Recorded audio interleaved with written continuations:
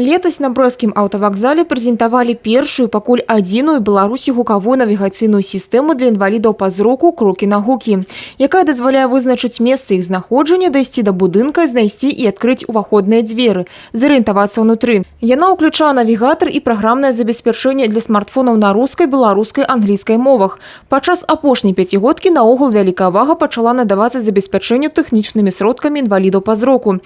Традыцыйна праводзілася шэраг конкурсаў, фестывалю спаборніцтваў. Усяго ў брэсцкай абласной арганізацыі «Белтис» больш за 2000 членаў рознага ўзросту. Сярод сваіх дасягненняў яны адзначаюць і наладжванне партнёрскіх адносін. Мы очень плодотворно начали работать с Белостокской организацией Подляского округа Польского союза незрячих в городе Белостоке.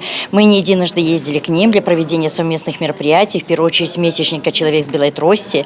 И они приезжали к нам, даже приезжали с концертной программой, выступали на нашем фестивале творчества. На справаздачна-выбарчай канферэнцыі было прынята рашэнне рэарганізаваць першасныя арганізацыі. Цяпер яны будуць дзейнічаць пры тэрытарыяльных цэнтрах сацыяльнага абслугоўвання насельніцтва. Абмеркавалі планы на будучыню. Наша основная цель и задача – это защита прав и законных интересов людей с инвалидностью по зрению.